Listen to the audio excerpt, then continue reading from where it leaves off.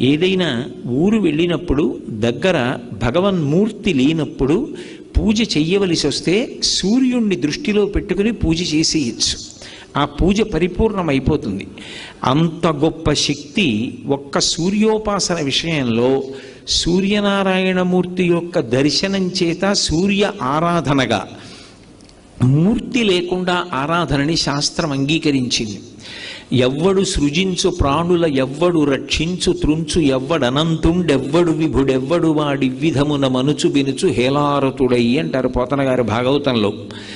ఈ సమస్త సృష్టిని ఎవరు చేస్తున్నాడో, ఈ చేసినటువంటి సృష్టినంతటినీ కూడా ఎవరు నిలబెడుతున్నాడో, ఈ సృష్టినంతటినీ మళ్ళీ హేళగా ఎవరు లయం చేస్తున్నారో ఆయనే పరబ్రహ్మం.